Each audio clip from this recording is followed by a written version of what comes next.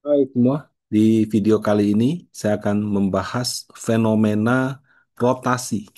Jadi investor asing ini sedang melakukan rotasi dari SRBI ke obligasi pemerintah. Nah, rotasi ini good news atau bad news?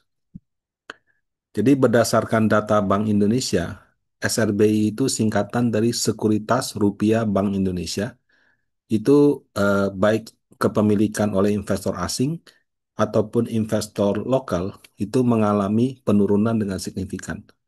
Sementara kepemilikan investor asing terhadap obligasi pemerintah itu terus mengalami peningkatan. Nah, berdasarkan publikasi Bank Indonesia di Oktober 2024, itu adalah puncak daripada kepemilikan investor asing terhadap SRBI. Nilainya 262 triliun. Padahal ini produk baru diluncurkan akhir 2023. Jadi dalam periode 2023 sekitar Agustus atau September, hanya dalam waktu 1 tahun saja itu sudah mencapai 262 triliun. Itu jumlah yang luar biasa. Nah, nilai ini turun menjadi 224 T di Desember 2024. Di Juni tinggal 190 T. Jadi kalau dari 262 ke 190 itu turun 72 T. Kalau dari Desember 224 ke Juni 190 turunnya 34 triliun. Nah, sementara kepemilikan asing di surat utang negara itu dari 877 T di bulan Desember menjadi 932 triliun di bulan Juli 2025. Nah, pada saat saya buat ini, bulan Julinya SRBI belum ada. Ya. Jadi kebetulan dapatnya Juni.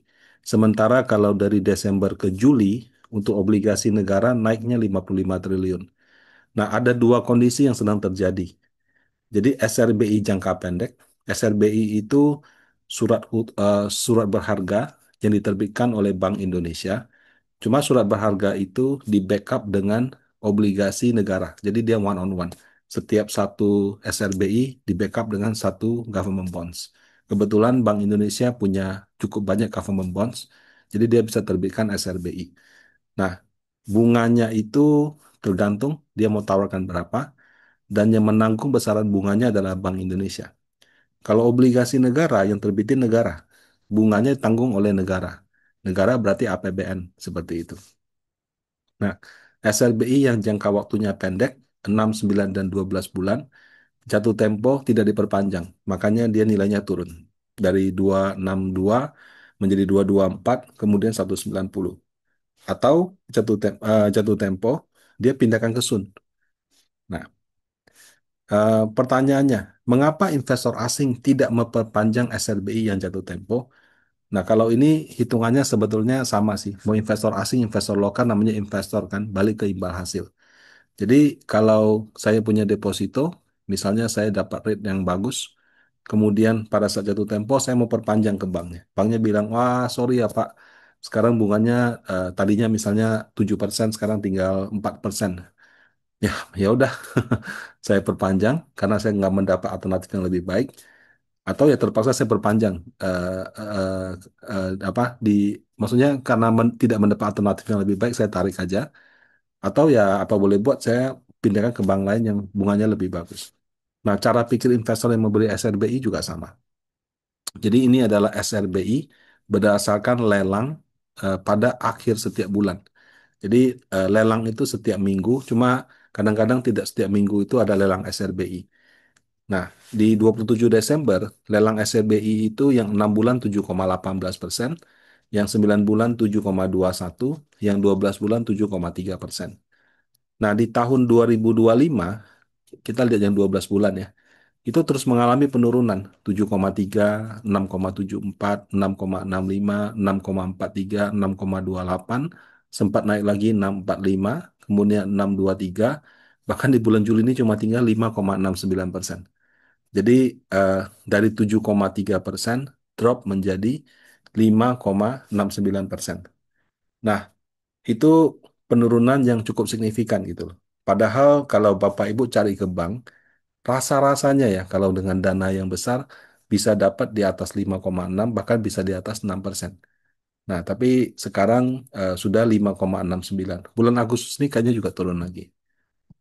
Nah, Eh, Kalau SRBI, jangka waktunya kurang dari 1 tahun. Dia sama kayak SPN, Surat Perbendaharaan Negara. Nah, kalau SPN sama SRBI, pajaknya sama kayak deposito, yaitu 20%. Sementara kalau SUN, obligasi negara, surat utang negara, atau SBN, surat berharga negara, itu pajaknya 10%. Nah, kalau kita bandingkan imbal hasilnya, itu 10 tahun di 2024 itu 7%. Waktu SRBI-nya turun, ikut turun juga, walaupun tidak merata gitu. Nah, pada saat SRBI sudah 6,2, ini masih 6,7. Baru SRBI di 5,6, yield Sun-nya menjadi 6,5%. Nah, karena ada selisih yang signifikan, kalau dulu ya, misalnya 12 bulan kasih 7,3, 10 tahun kasih 7%. Tutup mata aja saya pasti beli yang 12 bulan. Karena kan lebih tinggi daripada yang 10 tahun. Tapi kalau misalnya dia 6,7, 6,9, ya dua-duanya masih oke. Kenapa? Karena 12 bulan 6,7, 10 tahun 7. Jadi kan ada plusnya. Tapi kalau misalnya dia sudah 6,2, 6,7, 5,7, 6,5, yang jangka pendek menjadi tidak menarik lagi gitu. Sehingga investor juga, kalau saya jadi investor, mungkin saya pindahkan, saya beli obligasi negara aja. Betul, di tengah-tengah bisa naik turun harganya, tapi kalau saya diamkan, saya sudah kunci 10 tahun. Sementara yang ini 12 bulan, 12 bulannya 5,69, tapi kan pada saat saya perpanjang bisa lebih rendah lagi, bisa lebih tinggi, saya nggak tahu. Nah, pajaknya juga beda ya, ini 10%, ini 20%. Tapi pajak ini hanya berlaku untuk non-perbankan. Sebab kalau bank beli SRBI, dia nggak bayar pajak 10 atau 20. Dia bayarnya pajak progresif PPh Badan. Jadi kalau misalnya bank, dia memberikan kredit. Kemudian dia beli SRBI. Dia memberikan kredit, dia dapat pendapatan bunga kredit. Dia beli SRBI, dia dapat imbal hasil daripada SRBI. Itu ditambahin, dikurangi sama biaya-biaya. Nah, kemudian selisihnya dikalikan dengan tarif pajak. Tarif pajak yang umum itu 22%. Kemudian kalau dia perusahaan publik dengan kepemilikan di atas 40% oleh investor publik, dia dapat diskon pajak 3%. Jadi kalau Bapak Ibu lihat kayak Bank BCA, Bank BRI, Bank Mandiri, kepemilikan saham publiknya itu 40% lebih dikit. Makanya mereka dapat insentif pajak kalinya cuma 19%. Nah, pertanyaannya adalah ketika sedang terjadi rotasi ini good news atau bad news ya? Nah, menurut saya dua-duanya ada. Jadi SRBI adalah instrumen yang dipakai oleh Bank Indonesia sebagai salah satu alat kontrol kurs. BI itu kan rapat Dewan Gubernur tiap bulan. Dia sampaikan, oh kondisi ekonomi seperti ini, inflasi seperti ini, pengangguran seperti ini, US seperti ini, kita putuskan suku bunga naik, suku bunga turun. Nah, itu adalah penetapan suku bunga adalah salah satu alat bagi BI untuk mengendalikan nilai tukar. Tapi itu kan rapatnya tiap bulan sekali. Hari ini sama besok aja kursnya sudah berubah. Nah, kalau misalnya BI ingin lebih efektif mengendalikan kurs nilai tukar, dia bisa lakukan dengan SRBI. Jadi bisa aja BI rate-nya tetap. Tapi pada saat lelang SRBI, dia bilang, oke imbal hasilnya saya turunin ya. Dari 7% jadi 6,5. Imbal hasilnya saya naikin ya, dari 6,5 jadi 7,2%. Nah, semakin tinggi rate SRBI-nya, itu adalah semakin Bank Indonesia berusaha mempertahankan nilai tukar rupiah. Jadi waktu tahun 2024, waktu dolarnya melemah ya dari bangsa 14.000, 15.000 ke 16 ribuan, itu imbal hasil SRBI tinggi sekali. Nah, 2025 ini saya lihat kayaknya pemerintah mulai menerima 16 ribuan sebagai level normal yang baru. Jadi walaupun kursnya masih 16 ribuan, dia tidak terlalu ngoyo lagi untuk menaikkan SRBI. Bahkan dengan yakin dia turunkan suku bunga, bahkan suku bunganya belum turun, bunga SRBI-nya sudah turun drastis. Nah, dengan kata lain, SRBI yang tinggi ini untuk jaga nilai tukar, semakin rendah SRBI, maka nilai tukarnya jadi kurang terjaga. Nah, ini akan menyebabkan, menurut saya, rupiah itu akan cukup sulit menguat terhadap US dollar. Jadi meskipun US dollar sekarang sedang melemah, dolar indeks ya melemah, kita expect ya harusnya kalau gitu rupiah 14 ribu dong. Yang kenyataannya nggak, tetap di 16 ribuan. Sementara mata uang tetangga kita ya, kayak Malaysia sudah mendekati 4.000. Singapura lebih parah. Singapura sekarang sudah mendekati 13.000. Eh, jadi nilai tukar kita itu tidak menguat. Padahal seharusnya ketika di XY melemah, dolar indeks melemah, rupiah kita menguat, tapi itu tidak terjadi. Jadi somehow asing mungkin masih melihat ada kekurangan atau hal yang tidak seret di Indonesia, sehingga mereka mengurangi bobotnya di saham, termasuk juga itu berdampak kepada nilai tukar rupiah terhadap US dollar. Nah, bad newsnya itu. Jadi akan melemah, membuat nilai rupiah cukup sulit untuk kembali ke 14-15 ribuan. Kalau gitu good newsnya apa? Nah, good newsnya adalah sekarang sedang ada fund flow orang pegang SLBI 6 bulan, 9 bulan, 12 bulan. Kan akan jatuh tempo. Ya pilihannya gini, kalau saya investor asing kan, jatuh tempo, Indonesia kurang menarik, ya udah saya tarik uang saya balik ke negara asal, atau saya belikan obligasi negara gitu. Nah, tampaknya cukup banyak yang melihat obligasi negara 10 tahun itu menarik. Jadi walaupun SRBI-nya rate-nya rendah pada saat jatuh tempo, mereka dengan segera mungkin menukarkan sebagian besar untuk membeli obligasi negara yang 10 tahun. Nah, ketika asing melakukan pembelian, otomatis harga obligasi meningkat dan yield obligasi turun. Nah, pada saat saya buat video ini di tanggal 12 Agustus, bahkan sudah 6,4. Secara historis, Bapak Ibu, sentuh 6,5 itu jarang. Ya. Bukan berarti tidak pernah. Kita pernah 6,2, 6,3. Tapi biasanya ketika dia menyentuh 6,4, rawan koreksi gitu.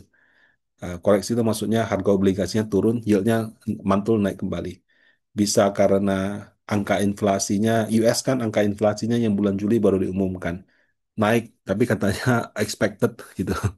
Sehingga orang bertaruh 90% bulan September bunga Amerika akan turun.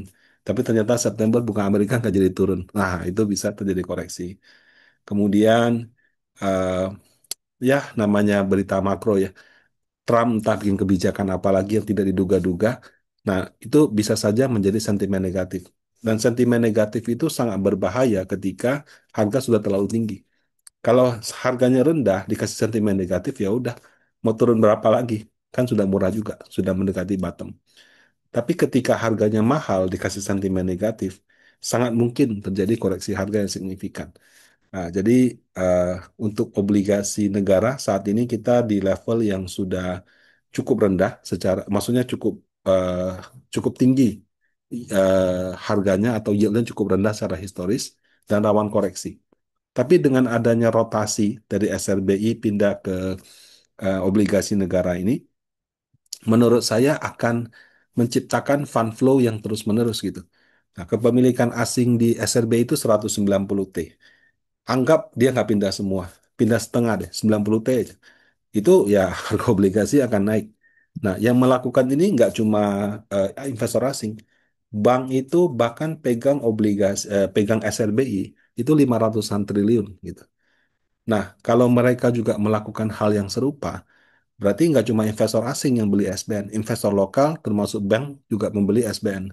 Dan investor retail suka ikut-ikutan. Kalau melihat harga obligasi negara lagi naik, kemudian reksadana fixed income naik, orang beli terus-menerus, itu akan menciptakan flow yang terus-menerus.